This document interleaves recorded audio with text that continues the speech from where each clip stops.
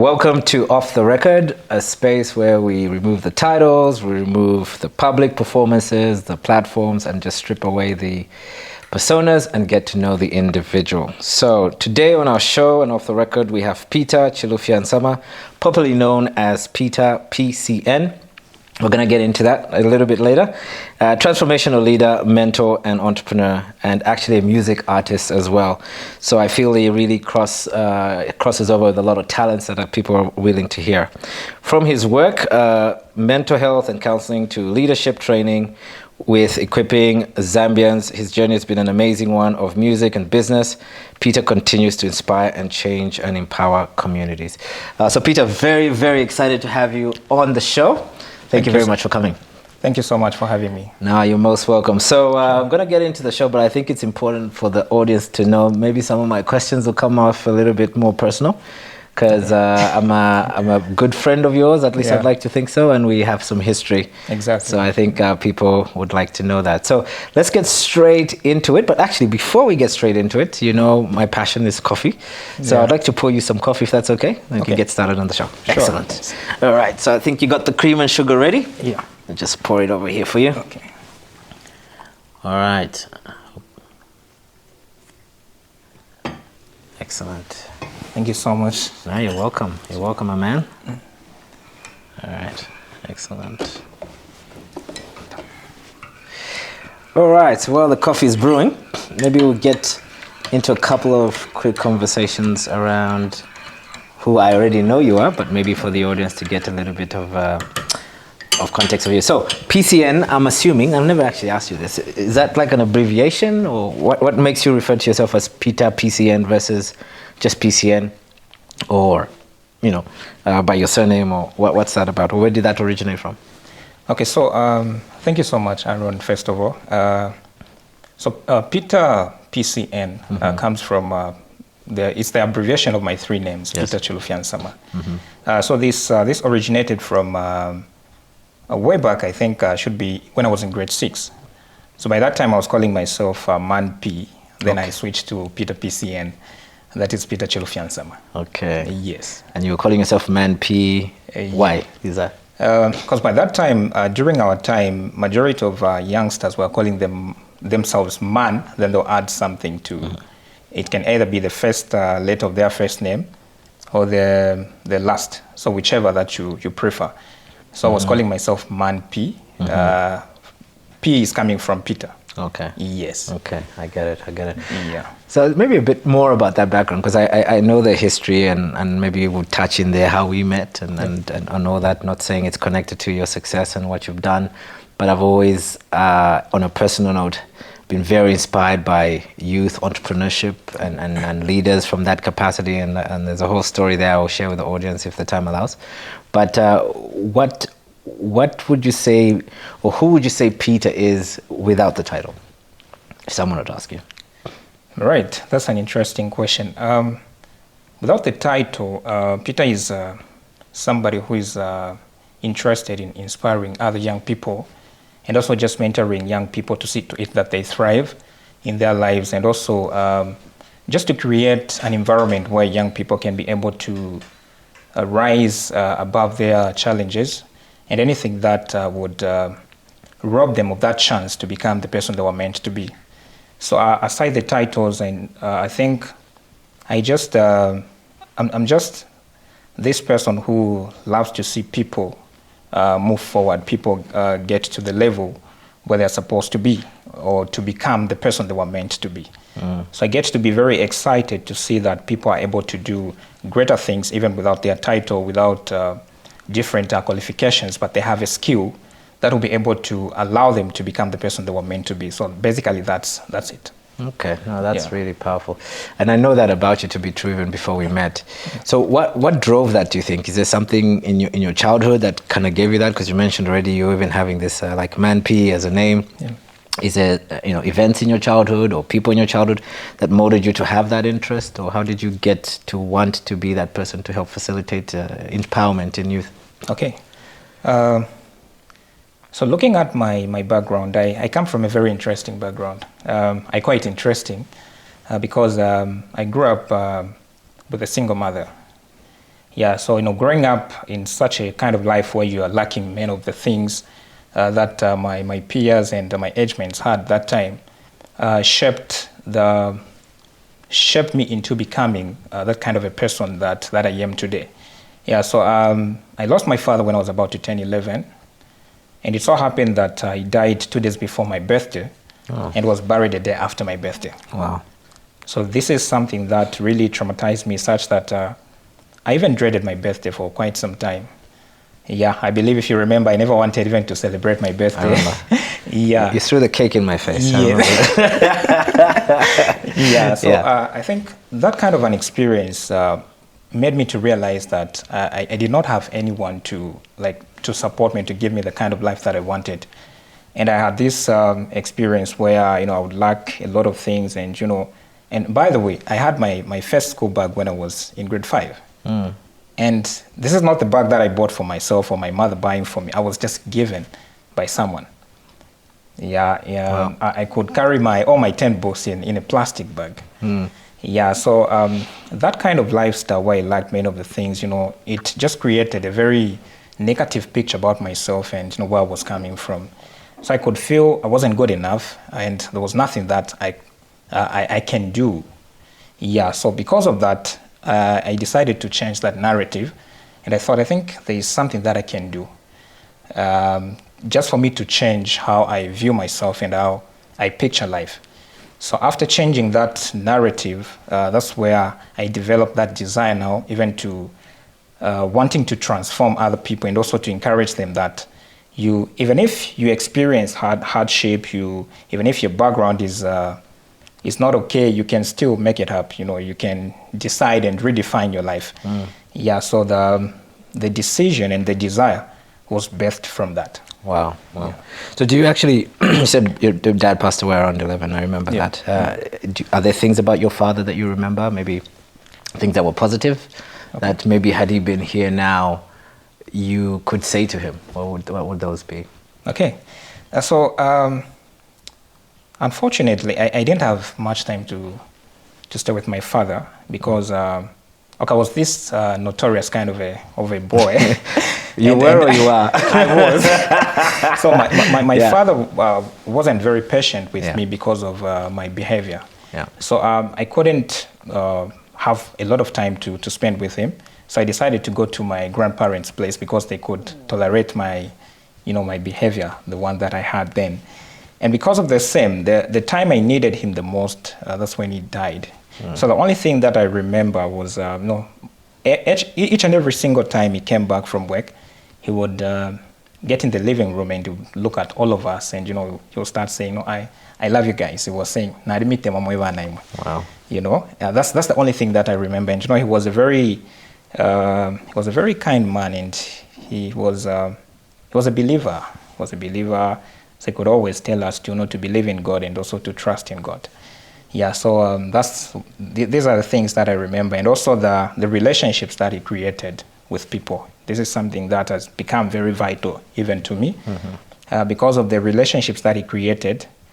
Some years later, one of the relationships he built actually helped me so much, for me even to get into college and to study due to one of the relationships that he had created. Interesting. Could you expand on that? How did that help? Okay, so I think let me just take you a little bit to a different story, so that you can just have an understanding. So when I was in grade 11, I couldn't pay for my school fees. I think what was needed was about 780. Yeah, so we had this experience where myself and my mother were swindled. There was a man my auntie brought who promised to buy for me a Corolla. And I could imagine myself having a car in grade 11. I think I was about 17 that time. Yeah, so I had to use my school fees to give to this man, and we were swindled together with my mom's money for the business. So after that happened, I couldn't pay for my school fees in grade 12. It affected my studies because they couldn't give me a chance to learn and to be in class. Yeah, so after that experience, I got ready for the final exams when I was in grade 11, but due to that experience, I couldn't even concentrate much. And after, when the results were published, I couldn't score as expected, but the results that I got were able to take me to college. So after that happened, I started applying to different institutions, and from then, I got different admission letters from different institutions, but I had no financial muscle to pay for myself. So I remember one time I was in Lusaka, and there was a scholarship that was given by one of the institutions, and I was only expected to pay 250 kwacha. I tried to reach out to family members, no one could help. You know, it was a very deep and very strong moment for me, for the lack of better term, I think. I really felt bad such that I remember crying, I think, for about an hour. Just trying to think and to imagine and understand why is it that I'm failing to pay just 200 kwacha for me to have this opportunity that can change my life, for good. So after crying, for an hour, I remember kneeling down and telling God that I will never worship you because this is not making sense. So after that, I wanted to make the toughest and wrong decisions that I've never made. So I told myself, I think I'll just start doing all the wrong things that I've never done because it's not making sense. I've been praying and, nothing is doing just the happening. right thing and still ending up with nothing. Exactly. So I hear you. I told myself, okay, I think I'll just start doing all the wrong things. But in the process, there's something that almost happened such that I regretted having made that decision. So when that happened, I got back to Ndola because I was in Lusaka at that time. I got back to Ndola, and I was told that there was an institution that was offering scholarships, but it was a 50%. So when I went there, lucky enough, I found that one of my father's colleague was at the very same institution. Wow. I wouldn't want to start mentioning names. Yeah, that's right. So after that, when he saw me, he was very happy to see me, and he said, I'm very happy to see you because you remind me of your father. And he told me I'm going to pay for your admission form. So he paid for my admission form, and he told me, go and pray about it. So when I came back, I went home, I told my mother, we prayed, and when I came back, I received a call that I was scheduled for a 100% scholarship interview. Wow. So when that interview was scheduled, I went there and I attended the interview, and I was asked, different questions. But lucky enough, I had proof because I carried all my admission letters, I think from about 5 institutions, just to present to them, and I showed them. There was one scholarship that I was given, of which I was expected just to pay 1,250, if I'm not mistaken, and it was per semester, but I couldn't manage to pay for that because there was no one to assist. Then after I attended, I produced all the admission letters, and that's how I received the 100% scholarship, but it was on a condition that I was not supposed to be on a part-time study. Okay. So from year 1 through 4th year, I studied very hard to see to it that I maintain my scholarship. Wow. So relationship, I think it's something that I value now because I saw what that relationship my father built did to me some years later. That's amazing. It's a great story.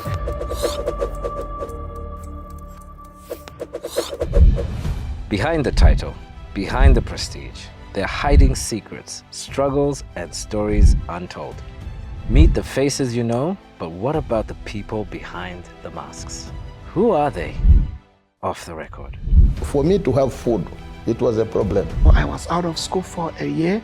I went to do some piecework, very long piecework. My career didn't start all rosy. Of course, started on a faster note at some point. I've never drank in my life. I tried once and I was a bit noisy. Yeah. So I decided, That was the end of it. Yeah, I decided, no, I'm not going to drink. Yeah. I'm one of those few that after completing grade 4, I only stayed for 5 months and I was already in tertiary education. The question came and I said I want to be president. I was laughed at. I just wanted people to understand the implications or the things that happen when one is about to have a stroke. And I want to confess that at one given time, I nearly crucified myself. The journey, the struggles, the triumphs, it's time to get real. From the operating room to the boardroom, from the podium to the pulpit, we're going off the record. Unfiltered, unscripted, unforgettable.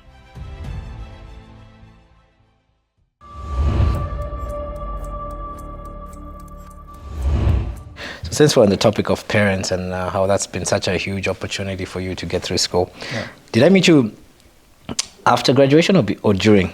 Near the tail end? I think you're still in school. Yes, I was still in school in that segment. Yeah, okay. Yeah. So that really reinforces that story, and I've got some questions around that. Okay. But what would you say? I mean, you talked about your mom. Yeah. I've met her, and she's a strong woman and a businesswoman, of course. Mm. But what would you say are the strengths that she's maybe instilled in you, and if she was here listening to the things that you're grateful for her for helping you, because I'm sure it's not easy, and you're quite a few kids. Yeah. So what do you think you've seen growing up are things about your mom that maybe she might not know about, that you would like to tell her if she was here in the room? Yeah. All right. The first thing is the heart of resilience. Now, she's a very strong woman that is able to bounce back even amidst challenges that people wouldn't even imagine. Yeah, so whenever she's facing challenges, she's able to, I just love how she handles challenges. She would sit down and think of a solution. Yeah, and she wouldn't show it to our faces that she's going through so much. Yeah, and I think that's one of the strengths that I've actually gotten from her. I've seen how she handles issues. Sometimes we would. I remember one story where at some point, because where I'm coming from, we could be cramped in a sitting room, just moving chairs so that we can create space for us to sleep. And I remember her making a decision after my father died that we should sell this house and move to a better place so that we can at least have a special space to sleep in. So after that decision was made, later on I realized she made that decision considering the future. So whenever she's making a decision, she considers the future. How is this going to impact myself? How is this going to impact the children? And I think that's another thing that I've gotten from my mother. I just love how she handles issues. And she doesn't react right then, but she would take time to react so that she can make sound decision. Amazing. Yeah. So we talked about not to advertise this, but you are a single man, and you talked about your mom, to me at least, being such a strong influencer in your life. So if there was a lady who you might be considering as a great spouse or partner, what characteristics do you think they need to have that would be able to, say, woo you into a commitment for the long term? All right. I consider growth to be very important. Yeah, and I believe, I remember you used to encourage me each and every single time to consider growth. So I would love, someone who's got a growth mindset. Yeah, someone who's able. What is that? I know we know what that is, but Mr. Maxwell, please explain to the audience what a growth mindset is. Okay, so a growth mindset to me is, I would just put it in the simplest way. Somebody who's willing to learn and also just to grow in different areas of their lives. Yeah, I'm considering that to be very important, because whenever someone is growing or learning new things, that person will be able to live longer, because they'll be exposed to different things and different information that is going to help them. Yeah, and also just loyalty is very important. 100%. It is very important, especially in this era that we're in. 100%. It's not an easy thing. So these two are very important. And lastly, I think is somebody who's able to understand. The reason why I've brought in this is because if somebody is able to understand and empathize with you, they'll be able to stay even when things are very tough. Yeah. Preach. We'll open that chapter in another time. But All right, sure. But you talk about understanding. Let's maybe just a little bit, because I know there's what I admire about you, and maybe I've never told you this, is your ability to articulate certain ideas even when you don't understand them in the current context. Okay. And that's such a powerful thing that I think a lot of young people may have access to information, but they don't actually understand that information, and to which they use to communicate to others. Okay. You know what I mean? There's a lot of that. So from your experience, and I'll talk about now, later on, what it's like to understand, and then how that helps you being a mentor, teacher, influencer, whichever way you want to put it. Particularly now, I heard you've also published a book. We'll talk about that near the end. But what does understanding actually mean to you? And where do you think that the challenges are to translate some of the leadership skills, we'll get into the career soon now, are when you're in front of an audience or talking one-on-one to people? Like, where do you think people are in their understanding of what you're trying to share, or how you're trying to help them overcome challenges? But what does understanding mean to you? And then how do you help person in the audience digesting your information understand what you're trying to share? Okay. Understanding to me, I think I will link it to the context of mentorship and also leadership training. Okay, first of all, bring in empathy, just to connect it to understanding. Yeah. So if I'm able to get into someone's shoes and just to experience what they're experiencing, to feel how they're feeling, it's very easy for me to communicate. Yeah, so in the context of leadership, or let me just say an audience, I have a platform and I'm sharing something to people. I first begin by getting to interact with them, just to have the feel and the kind of people that I have. Yep. I wouldn't want to talk much about temperaments, but these are certain things that I need to understand also as being a public speaker and also a mentor. Whenever I know the people that I have in the room, it will be very easy for me now to communicate. Okay. Yeah. So when I'm communicating, I should also look at the audience and the reaction, because you can't be deceived when you're looking at the reaction. People will tell you that, okay, what you're saying is making sense, and if people are able to connect, you'll be able to see their facial expression, you'll be able to see their body language. Body language, yes. You'll be able to see the body language. So whenever I'm trying to mentor someone, or maybe I'm just having a conversation with someone, I just first start by understanding how the person looks at certain things. So their point of view, and also I marry it with my point of view, and then we agree on a certain point. Because the very moment we fail to agree, there'll be no understanding. Disconnect, yeah. Yeah. So yes. So I think basically that's it.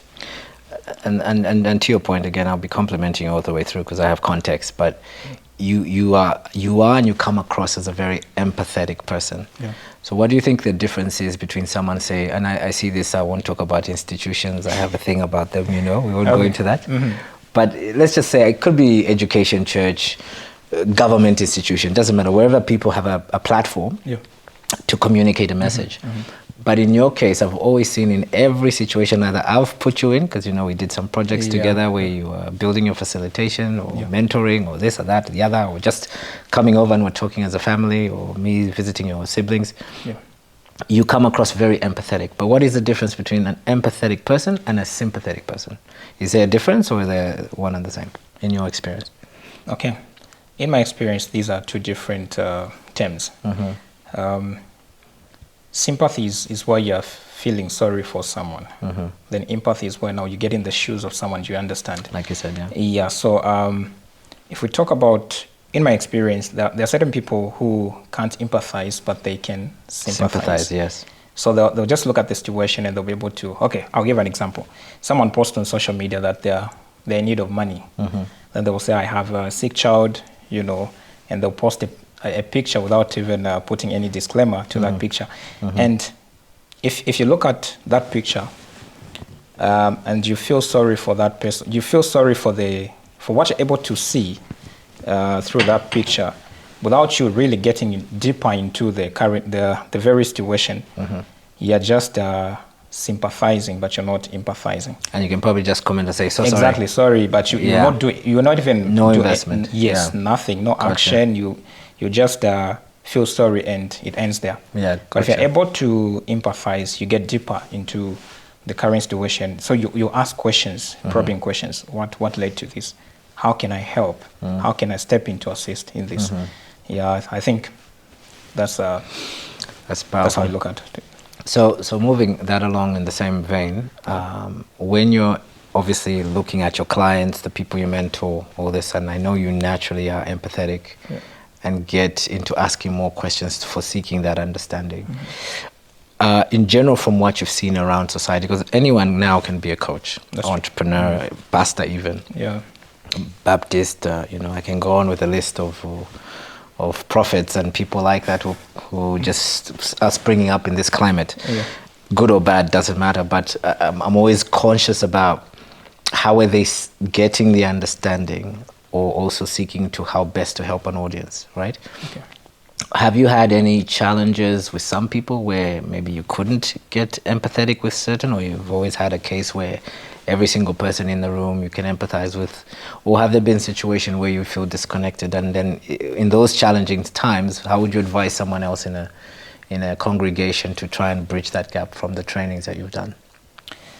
All right. It hasn't always just been smoothly where you empathize with everyone because we've got different journeys and different experiences. Yeah. So I remember one time. I'm not going to mention the professions that gives me a challenge whenever I'm doing. Tell us. No, just kidding. Whenever I'm doing trainings. But okay, I'll just put it in general. Sure. There are certain people who lead others, and they always just want to lead without being led. Yeah. So these are people that give me a lot of challenge whenever I'm doing trainings or mentorship programs, because they'll come with different assumptions, and they have this information, and others they would just want to try and see if you've got the information, or if at all you're learned. They just want to attach it so much to qualification or something. Qualification and whatever that they already know. Yeah. So there's that interesting. Deception that comes in. So whenever I'm dealing with such. I look at them first, and I just want to see what they're interested in. So whenever I come across such a point, I identify that this is what this person is interested in. I'll be able to try and just mention their name whenever I'm talking about that, just to attract their attention. Yeah, so that I can be able to communicate to them. Yeah, so to the people who are doing trainings, mentorship, and they're feeling disconnected, it's normal for them to feel that. They just have to find a way that they can be able to communicate and bridge that gap. But that will also take in a lot of wisdom, and also just knowing how to deal with different people, and at least just getting a little bit of an idea of the kind of audience that you have. So that even if there's that disconnection, at least you find a way to communicate whatever that you want to communicate. Because it's not that easy, just standing in front of people, communicating and, mentoring people. At first I thought it was very easy, but I realized public speaking was actually something that was intimidating to me. Yeah, but sometimes I would just want to, just more like zone out a bit. Even after, a big training, I would just want to be alone, just to reflect. And I remember one time I was doing a training, and there was noisy at the back. So I was trying to understand, but I'm dealing with elderly people, but why is it that I'm getting noisy from behind? Why they're acting like kids? Yeah, such that I felt to connect, and I was actually rushing for work. So I wanted to beat the time. And there was just noisy at the back, and I could wonder what was really going on. And I realized that the people were at the back. They only focused on the food that we were preparing, so they weren't interested in whatever that I was talking about. So you really need to understand the people that you're dealing with, and just you read the environment itself, and that's the more reason why I like going to any place I'm invited earlier just to interact with the environments that I understand. This is something that is working for me now. I was going to ask you that question. That's great. So where do you think, and this come back to the general people taking on, I think it's a leadership role, again, speaking as a duty of care, responsibility, being appointed as a pastor, a manager. We even had conversations with people today about that. And everyone has definitions of what leadership is, obviously. But in my understanding, I think taking on any role as you would in any position, training for that position is important. That's my view. Okay. And that transcends qualifications. But what's your opinion on whether training has been important in your journey? And two, if so, how has that changed, how even maybe help articulate you in your profession, articulate yourself in your profession? Because I'm leading now to the Maxwell stuff, but I want to hear from you. All right. So training is very important. The reason why I'm saying training is very important is because for you to lead, you need to be led first. People have a different definition of leadership and also just the leadership journey itself. And most of the people attach it so much to titles, but it's just about influence, So if you're an individual who doesn't want to learn, it will be very difficult for you to lead. Say that again? If you are an individual or a person who doesn't want to learn, it will be very difficult for you to lead. Okay. Why is because that? Because in every room you step in, the different people with from different walks of lives, and these people have different information, they have different qualifications, they have different life experiences, different challenges, different moods, and everything. We can just round it off to that. So to me, when I started the journey of personal growth, this is actually something that has made me to step into different rooms and to speak to people, because I started learning. So mentorship, learning, journey. Learning shouldn't stop. Each and every single time we're learning. Wherever we are, even right now, there's something that I'm learning as we are as we're having this conversation. So to me, learning is very important because it will expose different strengths and weaknesses that you didn't even know. When I enrolled in that program, facilitation accreditation program, For Maxwell? No, for Tribe. Oh, for ours. Okay, Okay, for Tribe. That program had to expose a lot of things that I didn't know about myself. So if I remember, there was a time I was given a podium, to speak to some few people, and I was shivering. I couldn't even. I do remember that. and I loved how you handled that, because you came in and you mentioned my age. I said, no, he's only 25, and he's. Oh, the pitch day. Yes, I remember it was that. the pitch day. Yes, I remember. And you said, no, he's only 25. Was it? I was 25 at that time, just before the birthday. I think I was 25, if I'm not mistaken. So. Learning and having that time to learn, to sit and digest whatever that I was learning, something that helped me to even meet the Equipped Zambian Maxwell Leadership Foundation. It was through the same. Okay. So tell us about that. Knowing that I was exposed to facilitation, I wanted to learn more. So I saw a post on Facebook. Equipped Zambia had partnered with Punzila Academy. So they advertised that there was a free training for Beyond Success. So I decided, I was just curious, just reading the facilitators program, and no, I think it was before I was taught about facilitation, there was a facilitator. So I just wanted to have that feel and see how that facilitator was able to run us through the Beyond Success. So when I did the training, I think it was the first 3 days, I was, all the lessons that we learned were able to resonate with me. Okay. So I got interested, and I was looking forward to finishing the training so that I can be one of the facilitators, just to have that platform to impact people and inspire people.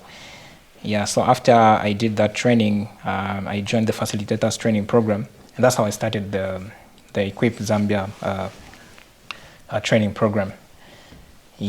So from that, I kept on learning, and I kept on reading books just to see to it that I keep on growing, and also just to become an expert at facilitation. Yeah. Yes. The world runs on us. At Metro, we understand that life doesn't stop for anyone. That's why we provide quality fuel needed to keep your day running. With our convenient locations and reliable service, you can trust us to keep you moving. So come to Metro Filling Station and let us run your world.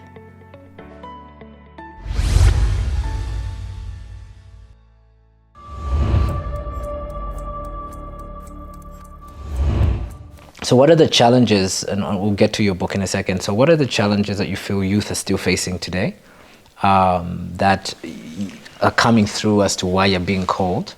Because, sometimes we're only as good as the problem we're trying to solve, So I'm constantly now listening to speakers. Everyone is speaking about speaking, or they're speaking about whatever social media tells them to speak about. But what are the things that you think youth really need to hear about in terms of if they were to invite someone like you, and what makes you unique to that context? And what are the challenges you think as a youth people are still facing that maybe we need more support in when it comes to mentorship and leadership? All right. First of all, I think a lot of youths, they really don't understand themselves. In my book, Struggle Tend to Strength, the one that you're just holding, there's a part that I've mentioned which talks about the challenge of personal acceptance. I think this is something that a lot of youths are missing.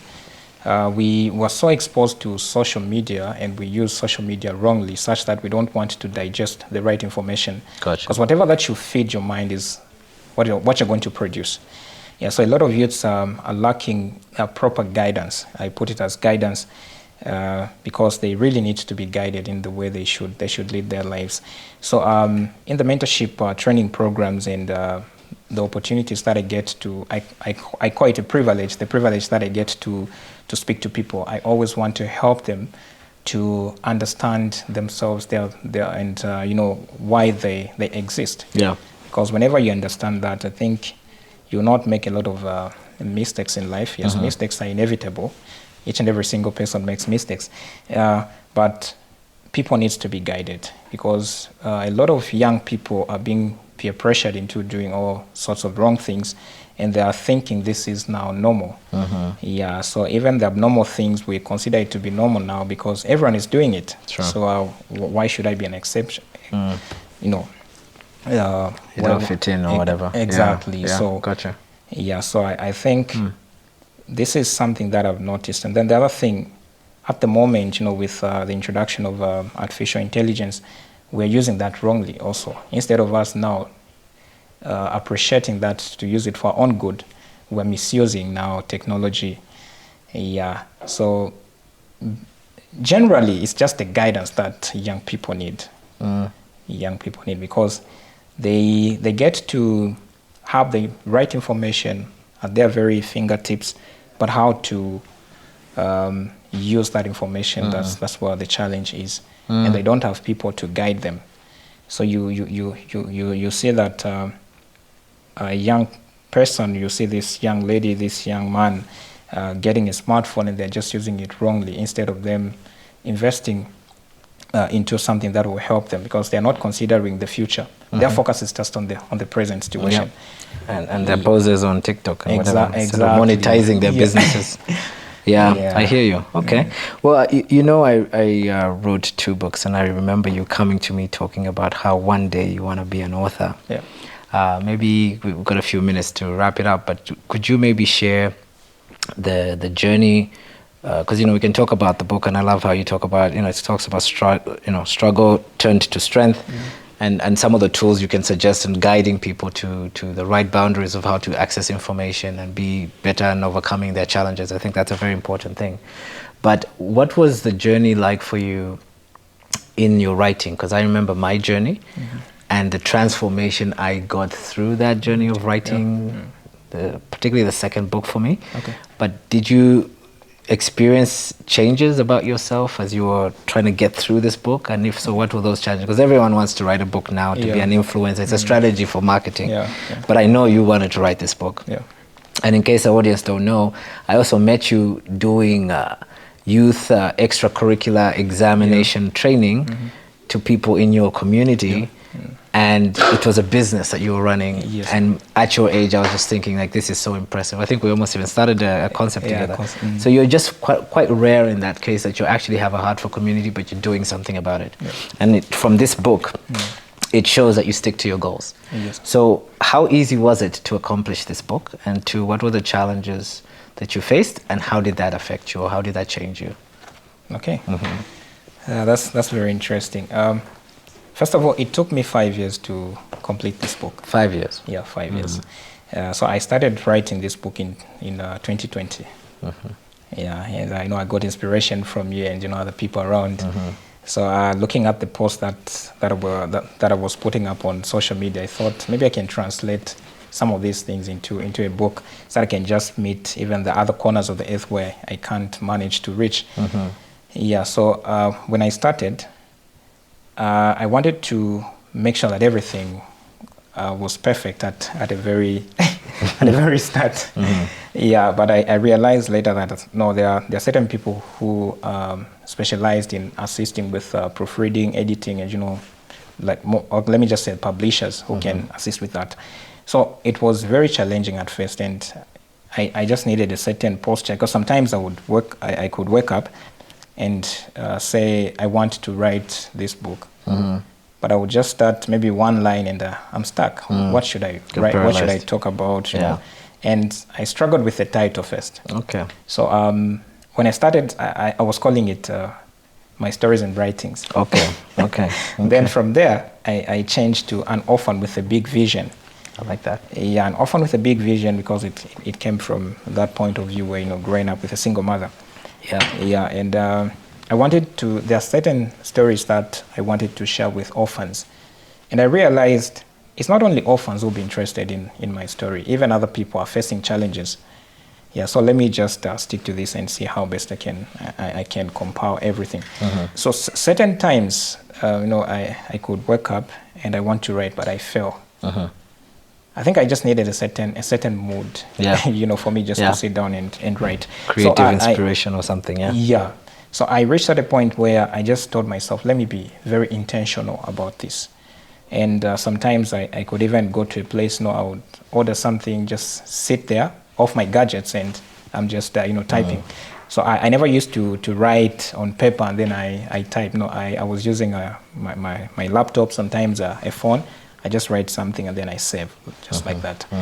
Then towards the end of the project, I think that was 2014, I decided to engage in a publisher so they can do the proofreading and everything, just to finalize with the entire process.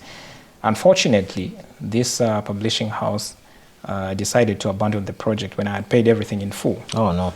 Yeah, so, and it was at a point where I was battling with a lot of debts. I made some wrong financial decisions along the way, such that I could really feel bad, and I just wanted to communicate to the people that you can still make it in your struggles, but I was still struggling that time. Felt like an imposter. Yeah. So this man just decided to abandon the project. Whenever I tried to reach out, the man couldn't even pick up my calls. That's real. So I had to use now a different publishing house just for me to finish that project, and it costed me more money again. And I appreciate the fact that I met different people who could guide me along the way. The people who've already been in the industry, the people were willing to offer free advice just for me to finish that project. Yeah, so the journey has been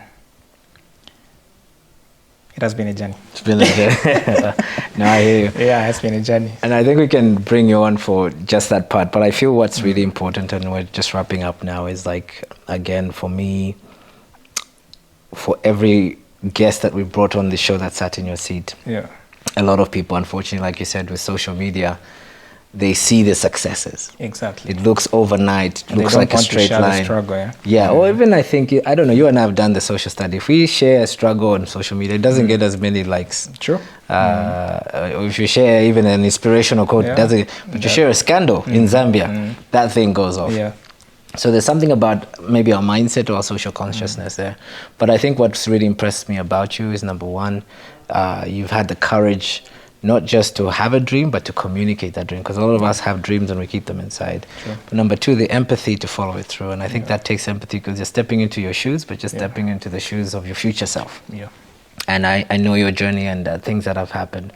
But it's never been a straight line. No, it's never. And I feel like I just wanted to acknowledge you on the show because even for me, it was such a pleasure to have you on here because you are still maybe classed as youthful in terms of the categories of Zambian, but to have you as an example of someone who's also prepared to lead by example. And I know your life isn't perfect, no one else's is, but you have the courage to showcase that and say, guys, so far in my journey, here's what I know. About what I know, but I'm sure there's more that there is to know. And I think you said that in your last comments there about it being an ongoing journey. So maybe to close off the show, and we'll definitely get you back on to see how your journey progresses. How do people reach you? How do they, you have a social media account, Facebook account, what is it?